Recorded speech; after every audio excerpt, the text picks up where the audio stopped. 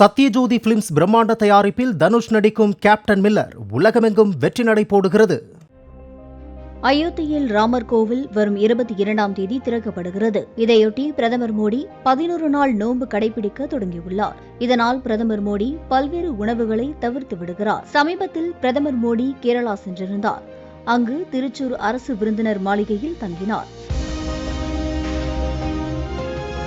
நிகழ்ச்சிகளை முடித்துவிட்டு அரசு விருந்தினர் மாளிகைக்கு சென்றவர் இரவு நேரத்தில் இளநீர் மற்றும் பழங்களை மட்டுமே சாப்பிட்டுள்ளார். பிரதமருக்காக கேரள மற்றும் வட இந்திய உணவுகள் தயார் செய்து வைத்திருந்துள்ளனர். ஆனால் அவற்றை உண்ண மறுத்துவிட்டார் என்று விருந்தினர் மாளிகை அலுவலர்கள் கூறுகின்றனர்.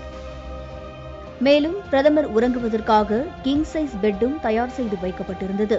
ஆனால் பிரதமர் தான் யோகா செய்யும் மேட்டை தரையில் விரித்து உறங்கியதாகவும், காலை 4:30 மணிக்கு உறக்கத்திலிருந்து எழுந்துவிட்ட பிரதமர் மோடி ஒரு கிளாஸ் சுடுநீர் அருந்திவிட்டு யோகா பயிற்சியில் ஈடுபட்டதாகவும் விருந்தினர் மாளிகை ஊழியர்கள் தெரிவித்துள்ளனர்.